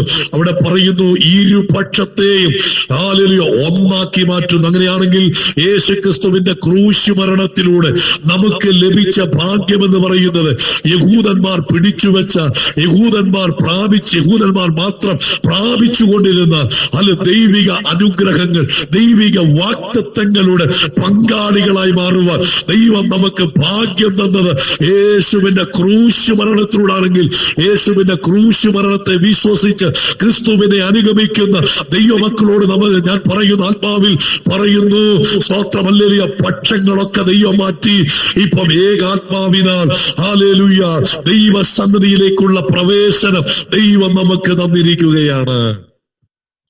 ഇതൊരു വലിയ ഭാഗ്യകരമായ അനുഭവം. എത്ര പേർക്ക് ആ ഭാഗ്യത്തെ ഓർത്ത് ദൈവത്തെ സ്തുതിപ്പാൻ കഴിയുന്നുണ്ട്, ദൈവത്തെ മഹത്വപ്പെടുത്താൻ കഴിയുന്നുണ്ട്? ഇതൊരു വലിയ ഭാഗ്യകരമായ അനുഭവമാണ്. എന്താണ് ആ ഭാഗ്യം എന്ന് പറയുന്നത്? Price the Lord. ദൈവത്തിന്റെ അനുഗ്രഹങ്ങൾ സഭയ്ക്കകത്തുണ്ട്. ആ ദൈവത്തിന്റെ എല്ലാ അനുഗ്രഹങ്ങളുടെയും ഭാഗമായി മാറുവാൻ യേശുവിന്റെ ക്രൂശ് മരണത്തിലൂടെ നമുക്ക് ലഭിച്ചു എന്നുള്ളതാണ് ഒന്നാമത്തത്. അപ്പം ജാതികളായിരുന്നപ്പോൾ നമ്മൾ ദൂരസ്ഥരായിരുന്നു, ഇപ്പോൾ നമ്മൾ സമീപസ്ഥരാണ്. ഇപ്പോൾ നമ്മൾ ദൈവത്തിന്റെ സമീപസ്ഥരാണ് എന്ന് പറഞ്ഞാൽ എന്താണ് അതിന്റെ അർത്ഥം? സമീപം എന്ന് പറയുമ്പോൾ ഹല്ലേലൂയ, ക്രിസ്തു, പൗലോസ് പറയുന്നു, ക്രിസ്തു നിങ്ങളിൽ ഇരിക്കുന്നു, നിങ്ങളുടെ ഹൃദയത്തിൽ ഇരിക്കുന്നു എന്ന് പറഞ്ഞാൽ, അല്പം കൂടെ പറഞ്ഞാൽ ആ സമീപം എന്ന് പറയുന്നത് ഒരു ശരീരമായി മാറുകയാണ്. എങ്ങനെയാണ്?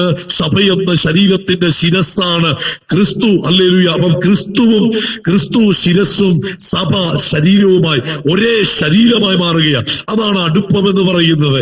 ഹല്ലേലൂയ. അത്രയ്ക്ക് നാമും ക്രിസ്തുവുമായി അഭേദ്യമായ ഒരു അടുപ്പം നമുക്കുണ്ട്. അതുകൊണ്ട് പ്രൈസ് ദി ലോർഡ്, നമ്മൾ നിസാരക്കാരല്ല കേട്ടോ. നമ്മെ തൊടുന്നവൻ ക്രിസ്തുവിനെയാണ് തൊടുന്നത്. അങ്ങനെയാണെങ്കിൽ നമ്മെ ദുഷിക്കുന്നവൻ, നമ്മെ പഴിക്കുന്നവൻ, നമ്മെ നിന്ദിക്കുന്നവൻ, നമുക്ക് വിരോധമായി ആ കൂട്ടുകെട്ടുണ്ടാക്കുന്നവൻ നമ്മെയല്ല, പ്രൈസ് ക്രിസ്തുവിനെയാണ് ഹല്ലേലൂയ ദുഷിക്കുന്നത് എന്നുള്ളൊരു ചിന്തയുണ്ടാകണം. കർത്താവ് അതിന്മേൽ പ്രവർത്തിക്കുക തന്നെ ചെയ്യും. രണ്ടാമത്തെ കാര്യം കൂടെ പറഞ്ഞ് അവസാനിപ്പിക്കുക. രണ്ടാമത്തെ കാര്യം എന്ന് പറയുന്നത് യേശുക്രിസ്തുവിന്റെ മരണത്തിലൂടെ നമുക്ക് ലഭിച്ചത് കൃപാസനത്തിലേക്കുള്ള പ്രവേശനമാണ്. ഹല്ലേലൂയ. ഒന്നാമത് നമുക്ക് ലഭിച്ചത് ആ ഇരുപക്ഷത്തെയും ഒന്നാക്കി എന്ന് പറഞ്ഞാൽ യഹൂദനെന്നോ യവനെന്നോ വ്യത്യാസമില്ലാതെ നാം യേശുക്രിസ്തുവിൽ ഒന്നായിത്തീരുന്ന ഒരു അനുഭവമാണ് നമുക്ക് ക്രൂശ് മരണത്തിൽ ലഭിച്ചത്. രണ്ടാമത് നമുക്ക് ലഭിച്ചത് കൃപാസനത്തിലേക്കുള്ള പ്രവേശനം. അപ്പൊ എബ്രായ ലേഖനം 4-ാം അധ്യായം അതിന്റെ 18-ാം വാക്യത്തിലേക്ക് നമ്മൾ വരുമ്പോൾ അവിടെ നമുക്ക് കാണുന്നു, ഹല്ലേലൂയ, ആകാശത്തിൽ കൂടി കടന്നുപോയ ഒരു ശ്രേഷ്ഠ മഹാപുരോഹിതനെ കുറിച്ച് അവിടെ കാണാം. പിന്നീട് നമ്മൾ കാണുന്നത് ഏതു നേരത്തും ധൈര്യത്തോടെ കൃപാസനത്തിനടുത്തേക്ക് ചെല്ലുവാനുള്ള ഒരു അവകാശം ദൈവം നമുക്ക് തന്നിരിക്കുന്നു. പഴയ നിയമം അനുസരിച്ച് ഹല്ലേലൂയ ഈ കൃപാസനം എന്ന് പറയുന്നത് മരുഭൂമിയിൽ വെച്ച് ദൈവം തന്റെ ജനത്തോടുകൂടെ നടക്കുവാൻ വേണ്ടി ഒരു സമാഗമന കൂടാരം ഉണ്ടാക്കണം എന്ന് മോശയോട് പറഞ്ഞു. മരുഭൂമിയിൽ വെച്ച് ദൈവം പറഞ്ഞ കാര്യമാണ് സമാഗമന കൂടാരം. ആ സമാഗമന കൂടാരം പുതിയ നിയമസഭയ്ക്ക് നിഴലാണ്, സ്വർഗത്തിന്റെ നിഴലാണ് സമാഗമന കൂടാരം. അങ്ങനെയാണെങ്കിൽ പ്രാകാരം, വിശുദ്ധ സ്ഥലം, അതിവിശുദ്ധ സ്ഥലം എന്നിങ്ങനെ 3 ഭാഗങ്ങളായി സമാഗമന കൂടാരത്തെ നിർമ്മിക്കുവാൻ പറഞ്ഞു. ഒരുപാട് വിശദീകരണങ്ങൾ ആവശ്യമുള്ള ഒരു ഭാഗമാണ്. അവിടേക്ക് ഞാൻ ആ വിശദീകരണത്തിലേക്ക് പോകുന്നില്ല. നമ്മുടെ വിഷയത്തിലേക്ക് എത്തുവാൻ മാത്രം ചില കാര്യങ്ങൾ ഓർമ്മപ്പെടുത്തുകയാണ്. അപ്പൊ പ്രാകാരവും വിശുദ്ധ സ്ഥലവും അതിവിശുദ്ധ സ്ഥലം. പ്രാകാരം എന്ന് പറഞ്ഞാൽ അവിടെ സാധാരണ ജനങ്ങൾ ആണ് അവിടെയുള്ളത്. അവിടെ സ്ത്രീകളുടെ പ്രാകാരമുണ്ട്, പുരുഷന്മാരുടെ പ്രാകാരമുണ്ട്. അപ്പോൾ പ്രാകാരത്തിൽ എപ്പോഴും സാധാരണ ജനങ്ങളാണ് നിൽക്കുന്നത്. ഇനി വിശുദ്ധ സ്ഥലം എന്ന് പറയുമ്പോൾ അവിടെ പുരോഹിതന്മാർ, സാധാരണ പുരോഹിതന്മാർക്ക് സമാഗമന കൂടാരത്തിൽ പരമാവധി കയറുവാൻ പറ്റുന്ന സ്ഥലമാണ് വിശുദ്ധ സ്ഥലം എന്ന് പറയുന്നത്. അവിടെ യാഗപീഠവും താമ്രത്തൊട്ടി, ഇങ്ങനെ പല കാര്യങ്ങൾ അവിടെയുണ്ട്. ശുശ്രൂഷയ്ക്ക് വേണ്ടിയുള്ളത് അവിടെയുണ്ട്. Price the Lord. അപ്പോൾ സാധാരണ പുരോഹിതന്മാർ ഈ വിശുദ്ധ സ്ഥലം വരെ കയറും. എന്നാൽ അതിവിശുദ്ധ സ്ഥലം എന്ന് പറയുമ്പോൾ അവിടെ എല്ലാവർക്കും കയറാൻ പറ്റില്ല. അവിടെ മഹാപുരോഹിതന് മാത്രമേ അതിവിശുദ്ധ സ്ഥലത്ത് പ്രവേശിക്കുവാൻ കഴിയൂ. അതിവിശുദ്ധ സ്ഥലത്ത് പ്രവേശിക്കുമ്പോൾ അതിവിശുദ്ധ സ്ഥലത്ത് എപ്പോഴും പ്രവേശിക്കാൻ പറ്റില്ല. അതിവിശുദ്ധ സ്ഥലത്തുള്ള പ്രവേശനം വർഷത്തിൽ ആകെ കൂടെ ഒറ്റ പ്രാവശ്യമാണ്. അതായത് 7-ാം മാസം 10-ാം തീയതി മാത്രമേ മഹാപുരോഹിതന് അതിവിശുദ്ധ സ്ഥലത്ത് പ്രവേശിക്കാൻ കഴിയൂ. അതിവിശുദ്ധ സ്ഥലത്ത് 7-ാം മാസം 10-ാം തീയതി എന്ന് പറയുമ്പോൾ യഹൂദന്മാരെ സംബന്ധിച്ച് അവരുടെ 7 പെരുന്നാളുകളിൽ ഒന്നായ മഹാപാപപരിഹാര പെരുന്നാളിന്റെ ദിവസമാണ് 7-ാം മാസം 10-ാം തീയതി. ആ ദിവസം മാത്രമേ മഹാപുരോഹിതന് അവിടേക്ക് കയറുവാൻ കഴിയുകയുള്ളൂ. ഇനി മഹാപുരോഹിതൻ അവിടെ കയറുന്നതിന് മുൻപ് അദ്ദേഹം ചെയ്യുന്നത് 2 യാഗമൃഗങ്ങളെ എടുക്കും, 2 ആടുകളെ അദ്ദേഹം എടുക്കും. അതിൽ ഒന്നാമത്തെ ആട് തന്റെ മാത്രം പാപത്തിന്റെ പരിഹാരത്തിന് വേണ്ടി ഒരു യാഗമൃഗത്തെ കൊന്ന് ആ യാഗരക്തം ഒരു തളികയിൽ എടുക്കുന്നു. അതിനുശേഷം സർവ്വജനത്തിന്റെ ഈ പാപത്തിന് വേണ്ടി 2ാമത്തെ മൃഗത്തെ അറുത്തിട്ട് അതിന്റെ രക്തം മറ്റൊരു തളികയിൽ എടുക്കുന്നു.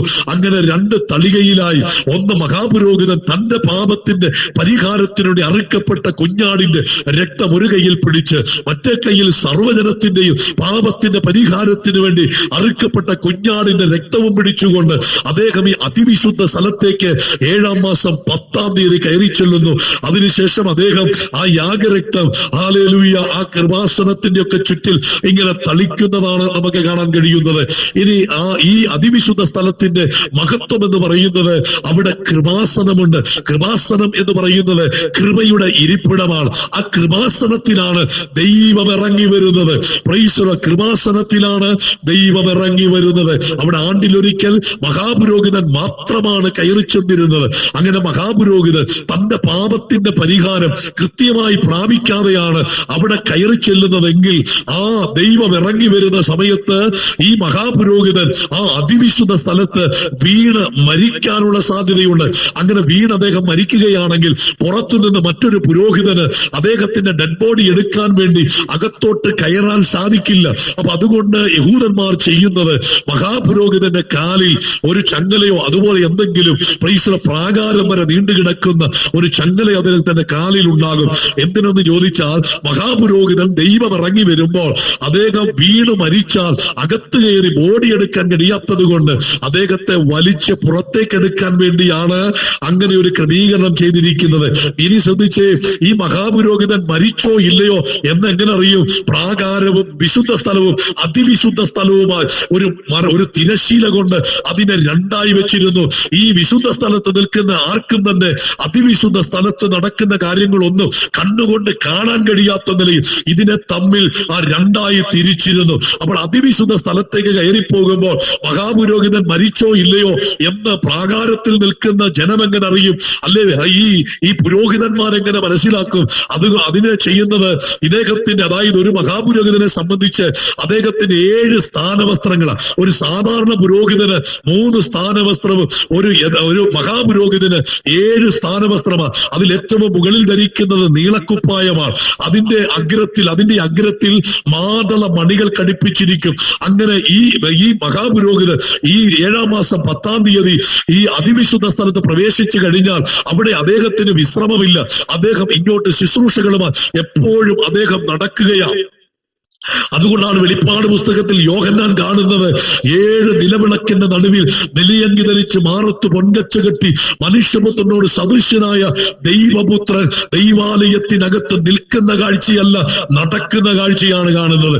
അങ്ങനെയാണെങ്കിൽ എന്താണ് ഇത്? മഹാപുരോഹിതൻ അതിവിശുദ്ധ സ്ഥലത്ത് ആണ്ടിലൊരിക്കൽ ചെല്ലുമ്പോൾ നടക്കുന്ന ശുശ്രൂഷയുടെ ആ ഒരു ഓർമ്മപ്പെടുത്തലാണ് ഹല്ലേലൂയ യോഹന്നാൻ പത്മോസിൽ കാണുന്നത്. അപ്പോൾ മഹാപുരോഹിതൻ അങ്ങോട്ടും ഇങ്ങോട്ടും നടക്കുമ്പോൾ അദ്ദേഹത്തിന്റെ ആ വസ്ത്രത്തിന്റെ അഗ്രത്തിന്മേൽ കടിച്ചിരിക്കുന്ന മാതള മണികൾ ശബ്ദമുണ്ടാക്കും. ആ ശബ്ദം കേൾക്കുമ്പോൾ പുറത്തു നിൽക്കുന്ന പുരോഹിതന്മാർക്കും പ്രാകാരത്തിൽ നിൽക്കുന്ന സാധാരണ ജനങ്ങൾക്കും ഒരു സത്യം ബോധ്യമാകും. ഞങ്ങളുടെ പാപത്തിന്റെ പരിഹാരത്തിന് വേണ്ടി അതിവിശുദ്ധ സ്ഥലത്തെ ശുശ്രൂഷയ്ക്കായി കടന്നുപോയിരിക്കുന്ന മഹാപുരോഹിതൻ മരിച്ചിട്ടില്ല. അദ്ദേഹം ഞങ്ങൾക്ക് വേണ്ടി പ്രായശ്ചിത്തം ചെയ്യുന്നു, ഞങ്ങൾക്ക് വേണ്ടി മധ്യസ്ഥത ചെയ്യുന്നു എന്നവർക്ക് ബോധ്യമാകും. എന്നാൽ ഈ ശബ്ദം എപ്പോൾ നിലയ്ക്കുന്നോ അപ്പോൾ അവർക്ക് മനസ്സിലാകും ഞങ്ങളുടെ മഹാപുരോഹിതൻ ഹല്ലേലൂയ മരിച്ചിരിക്കുന്നു, അദ്ദേഹത്തിന്റെ പ്രാണൻ പോയിരിക്കുന്നു എന്ന് മനസ്സിലാക്കുമ്പോൾ അദ്ദേഹത്തെ പിടിച്ച് പുറത്തേക്ക് ഇറക്കുകയാണ്. അങ്ങനെയാണെങ്കിൽ പ്രൈസ് ദി ലോർഡ്, പഴയ നിയമത്തിൽ കൃപാസനത്തിനടുത്ത് പോകാൻ എല്ലാവർക്കും സാധിക്കില്ല. ആ കാലത്തെ മഹാപുരോഹിതന് മാത്രം ആണ്ടിലൊരിക്കൽ മാത്രം കയറാൻ വരുന്ന ഒരു സ്ഥലമായിരുന്നു കൃപാസനം എന്ന് പറയുന്നത്. ആ കൃപാസനം വിശുദ്ധ സ്ഥലവും അതിവിശുദ്ധ സ്ഥലവും തമ്മിൽ ഹല്ലേലൂയ ഒരു മറശീല കൊണ്ട് അതിനെ വേർതിരിച്ചിരുന്നു. എന്നാൽ ഇവിടെ പറയുന്നു, പൗലോസ് പറയുന്നു ഹല്ലേലൂയ, എപ്പോൾ വേണമെങ്കിലും കൃപാസനത്തിനടുത്തേക്ക് കടന്നു ചെല്ലുവാൻ ദൈവം പുതിയ നിയമസഭയ്ക്ക് ഭാഗ്യം തന്നിരിക്കുകയാണ്.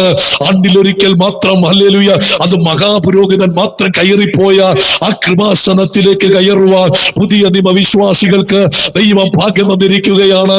അത് ഏതു നേരത്തും രാത്രിയെന്നോ പകലെന്നോ വ്യത്യാസമില്ലാതെ സമയഭേദം കൂടാതെ എപ്പോൾ വേണമെങ്കിലും യേശു ക്രിസ്തുവിന്റെ കൃപാസനത്തിനടുത്തേക്ക് കയറി ചെല്ലുവാനുള്ള ഒരു വലിയ ഭാഗ്യം ദൈവം നമുക്ക് തന്നിരിക്കുന്നു. ആ ഭാഗ്യം പ്രാപിച്ച ദൈവമക്കൾ ആ കരമൊന്നടിച്ച് കർത്താവിന് ഇന്ന് രാത്രി മഹത്വം കൊടുക്ക്. നിന്നെ അറിയുന്ന ഒരു കർത്താവ്, നിന്റെ അവസ്ഥകൾ അറിയുന്ന ഒരു കർത്താവ്, നിന്റെ ദൈവത്തിന്റെ ഏത് ഭാരങ്ങളുമായി ഏത് വേദനകളുമായി ധൈര്യത്തോടെ പൗലോസ് എടുത്ത് പറയുന്ന ധൈര്യത്തോടെ ചെല്ലണം. എന്താണ് അങ്ങനെ ഒരു പ്രയോഗം, ധൈര്യത്തോടെ എന്ന് പറയാൻ? പഴയ നിയമത്തിൽ ഭയന്നാണ് മഹാപുരോഹിതന്മാർ അങ്ങോട്ട് കയറിപ്പോയത്. കാരണം പാപം ക്ഷമിക്കപ്പെടാതെ വന്നാൽ വീണ് മരിക്കാനുള്ള സാധ്യതയുണ്ട്. അതുകൊണ്ട് ഭയന്നാണ് അവർ കയറിപ്പോയത്. എന്നാൽ പുതിയ നിയമവിശ്വാസികളോട് പരിശുദ്ധാത്മാവ് പൗലോസിലൂടെ പറയുന്നു, ദൈവസഭയ്ക്ക് ലഭിച്ചിരിക്കുന്ന ഭാഗ്യം കൃപാസനത്തിനടുത്തേക്ക് ധൈര്യത്തോടെ, ഭയത്തോടെയല്ല ധൈര്യത്തോടെ ക്രിസ്തുവിന്റെ അടുക്കലേക്ക് ചെല്ലുവാനുള്ള ആ ഒരു ഭാഗ്യമാണ് ദൈവം നമുക്ക് തന്നത്. എന്താണ് ഇതിന്റെ കാരണമെന്നറിയാമോ? പാപമില്ലാത്ത പരിശുദ്ധൻ ഇന്നേക്ക് 2000-ൽ പല വർഷങ്ങൾക്കപ്പുറം ഹല്ലേലൂയ പലസ്തീന്റെ പച്ചമണ്ണിൽ നമുക്ക് വേണ്ടി ഹല്ലേലൂയ മരക്കുരിശ് വഹിച്ചു. റോമൻ ചാട്ടവാറുകൾ കൊണ്ട് അവന്റെ ശരീരം അടിച്ചു കീറി, അവന്റെ ശരീരം നമുക്കായി തകർക്കപ്പെട്ടു. അവന്റെ രക്തം മുഴുവൻ നമുക്ക് വേണ്ടി യേശു ഒഴുക്കി തന്നു. എന്തിനു വേണ്ടി? നാം ചെയ്ത പാപത്തിന് പരിഹാരം വരുത്തുവാൻ, നമ്മുടെ പാപത്തിന് ഒരു നിത്യ വർഷം യഹൂദന്മാർ എല്ലാ വർഷവും 7-ാം മാസം 10-ാം തീയതി എല്ലാ വർഷത്തിലും പാപപരിഹാരം ആചരിച്ചിരുന്നു. എന്നാൽ ഒരിക്കലായി കർത്താവ് നമുക്ക് പകരമായി ക്രൂശിന്മേൽ മരിച്ചു. നമ്മുടെ പാപത്തിന് യേശു പരിഹാരം വരുത്തിയെങ്കിൽ ഇന്ന് രാത്രി സന്ദേശം ശ്രദ്ധിക്കുന്ന ദൈവമക്കളോട് പറയുന്നു, ആണ്ടിലാണ്ടിൽ പാപമോചനത്തിന്റെ പരിഹാരത്തിന് ഇനിയും ഒരു മൃഗവും അറുക്കപ്പെടേണ്ട.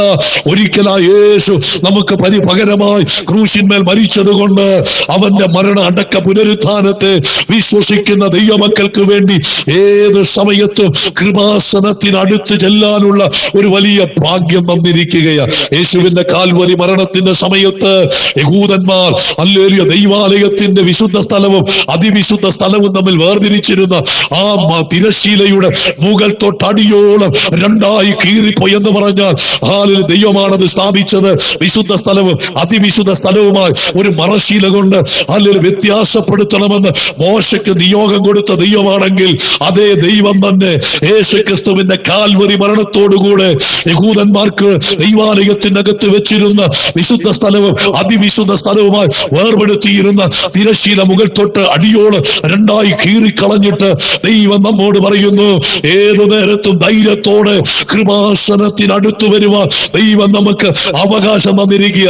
അങ്ങനെയാണെങ്കിൽ ഇന്ന് രാത്രി നീ ഭാരപ്പെടുന്ന ഏത് വിഷയങ്ങളാകട്ടെ, നീ സങ്കടപ്പെടുന്ന ഏത് നൊമ്പരങ്ങളാകട്ടെ, മുന്നോട്ട് പോകുവാൻ കഴിയാതെ നിന്റെ ജീവിതത്തിന്റെ മുന്നിൽ വെളിപ്പെടുന്ന ഏത് വെല്ലുവിളികളാകട്ടെ, ഭാരപ്പെടേണ്ട. രാത്രിയെന്നോ പകലെന്നോ ഭേദമില്ലാതെ എപ്പോൾ വേണമെങ്കിലും യേശുവിന്റെ പാദപീഠത്തിൽ ചെല്ലുവാൻ, കൃപാസനത്തിനടുത്ത് ചെല്ലുവാൻ ദൈവം നമുക്ക് നൽകിയിരിക്കുന്ന ഭാഗ്യത്തെ ഓർത്ത് സന്തോഷമുള്ള ദൈവമക്കൾ, ഓ ദൈവത്തിന് മഹത്വം കൊടുക്ക്. കൃപാസനത്തിനകത്തേക്ക് പ്രവേശിക്കുവാൻ ദൈവം നമുക്ക് ഭാഗ്യം തന്നിരിക്കുകയാണ്. ഈ ഭാഗ്യം പ്രാപിച്ച ദൈവമക്കളെ ഓർത്ത് ഞാൻ കർത്താവിന് നന്ദി പറയുന്നു. ഈ സന്ദേശം ഇന്ന് രാത്രി കേട്ടുകൊണ്ടിരിക്കുമ്പോൾ ഹല്ലേലൂയ, ദൈവാത്മാവിൽ ഞാൻ ചോദിക്കട്ടെ, ഇതുവരെ യേശുക്രിസ്തുവിന്റെ രക്തത്താൽ വീണ്ടെടുക്കപ്പെടാത്ത, യേശുവിന്റെ രക്തത്താൽ കഴുകപ്പെടാത്ത, ശുദ്ധീകരിക്കപ്പെടാത്ത ആരെങ്കിലും ഈ സന്ദേശം കേട്ടുകൊണ്ടിരിക്കുന്നെങ്കിൽ പരിശുദ്ധാത്മാവ് നിങ്ങളോട് പറയുന്നു, ഇന്ന് രാത്രി നിങ്ങൾക്ക് ദൈവം ഒരു അവസരം തരികയാ. കർത്താവിനെ രക്ഷകനായി സ്വീകരിപ്പാൻ, യേശുവിനെ കർത്താവായി സ്വീകരിപ്പാൻ ദൈവം നിങ്ങൾക്കൊരു അവസരം തരുന്നു. നാം പാപികളായിരിക്കുമ്പോൾ തന്നെ നമുക്ക് പകരമായി റോമൻ കോടതികൾ 5 കോടതികളിൽ 7 പ്രാവശ്യം വിസ്തരിച്ച വിധികർത്താക്കൾ പറഞ്ഞു, അവന് ഞങ്ങൾ ഒരു കുറ്റവും കാണുന്നില്ല. കുറ്റമില്ലാത്ത കർത്താവിന് നമുക്ക് പകരമായി യേശുവിനെ കാൽവറി ക്രൂശിൽ തകർക്കുവാൻ പിതാവിന് പ്രസാദം തോന്നിയെങ്കിൽ ഹല്ലേലൂയ, ദൈവാത്മാവ് ഇന്ന് രാത്രി ശക്തമായി പറയുന്നു, എനിക്കും നിങ്ങൾക്കും പകരമായി ക്രൂശിന്മേൽ പിതാവ് തന്റെ പുത്രനെ നമുക്ക് പകരമായി ഏൽപ്പിച്ചു കൊടുത്തു. അത്രയ്ക്ക് ദൈവം നമ്മെ സ്നേഹിച്ചു, അത്രയ്ക്ക് പുത്രനെ നമുക്ക് വേണ്ടി നൽകുവാൻ അത്രയ്ക്ക് ദൈവം നമ്മെ സ്നേഹിച്ചെങ്കിൽ ആ ദൈവത്തെ സ്നേഹിപ്പാൻ നമ്മിൽ എത്ര പേർക്ക് സാധിക്കുന്നുണ്ട്? നമുക്ക് പകരം നാം മരിക്കേണ്ട സ്ഥാനത്ത്, നാം ഹല്ലേലൂയ ശിക്ഷിക്കപ്പെടേണ്ട സ്ഥാനത്ത് നമ്മുടെ ശിക്ഷ മുഴുവൻ സ്വയം ഏറ്റെടുത്ത് കാൽവറി കുലമരത്തിൽ നമുക്ക് പകരമായി മരിച്ച ആ കർത്താവിനെ ഇന്ന് രാത്രി എത്ര പേര് ഹല്ലേലൂയ ഹൃദയത്തിൽ വഹിക്കുന്നുണ്ട്? ഇതുവരെ അവ യേശുവിന് വേണ്ടി ജീവിതം സമർപ്പിക്കാൻ തയ്യാറെങ്കിലും ഇന്ന് രാത്രി ഈ സന്ദേശം കേട്ടുകൊണ്ടിരിക്കുന്നെങ്കിൽ യേശു നിങ്ങളുടെ ഹൃദയത്തിന്റെ വാതിക്കൽ മുട്ടുകയാ. കർത്താവേ ഹല്ലേലൂയ, കർത്താവ് നിങ്ങളെ വിളിക്കുകയാ. യേശു നിങ്ങളെ വിളിക്കുകയാ. നിങ്ങളുടെ ഹൃദയം കർത്താവിന് വേണ്ടി കൊടുക്കാമോ? നിങ്ങളുടെ ജീവിതം കർത്താവിന് വേണ്ടി സമർപ്പിക്കാമോ? ദൈവാത്മാവ് പറയുന്നു, ഹല്ലേലൂയ, യേശുവിന് വേണ്ടി വിശ്വസ്തയോടെ ജീവിക്കുവാൻ സമർപ്പിക്കപ്പെട്ടവരെ മാനിക്കുന്ന ഒരു ദൈവം ഇന്ന് രാത്രി നമ്മുടെ നടുവിലുണ്ട്.